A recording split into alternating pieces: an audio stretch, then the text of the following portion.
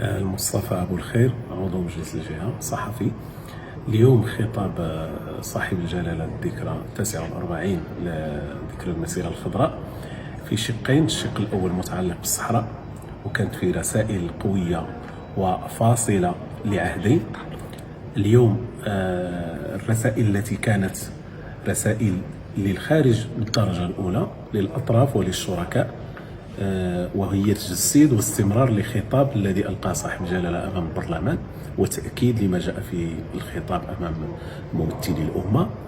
اليوم هذه الرسائل كانت واضحة أكثر، خرجت من باب المجاملة إلى باب القطيعة مع كل من يمس بالوحدة الترابية، وفضح هذه ألاعيب الخصوم ديال الوحدة الترابية في محاولتهم زعزعة استقرار المغرب، إيجاد منفذ البحر المحيط الأطلسي.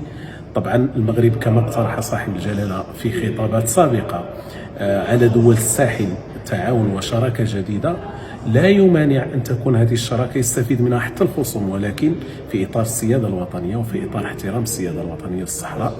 طبعا هذا الخطاب اليوم سيؤسس لمرحلة جديدة، خاصة أمام التحولات الجيوسياسية العالمية بانتخاب اليوم الرئيس ترامب وبما يجري في الأوضاع الإقليمية والدولية. الشق الثاني يتعلق بتثمين وإعطاء القيمة التي تستحق الجالية المغربية المقيمة بالخارج، بإعادة هيكلة مجلس الجالية والقطع مع التصرفات القديمة ومع شواهد المجلس من يعني ما تسرب في الإعلام، ومن خلافات بين مكوناته، ومن عدم قدرته على استيعاب المغاربة والكفاءات المغربية المقيمة بالخارج. اليوم المغرب يراهن على الرأسمال البشري المتمثل في أبنائه الذين سيحملون المشعل. إذا كانوا حملوا المغاربة المشعل في الرياضة، فاليوم الرهان على الكفاءات. وانتم شفتوا في التعديل الحكومي الأخير أنه واحد الكفاءات كثيرة اللي التحقت بالحكومة في نسختها الثانية بحكومة السيد عزيز أخنوش. اليوم هذا الرهان على المجلس ديال الجالية يعني في إعادة التحديد ديالو، ولكن هذا غير كافي. بل اليوم أعلن صاحب الجلالة عن إحداث المؤسسة المحمدية للمغاربة المقيمين بالخارج، ومن شأنها أنها تعطي إضافة كبيرة لهذه الأجيال الجديدة، الجيل الثاني والثالث من المغاربة ومن الكفاءات المغربية.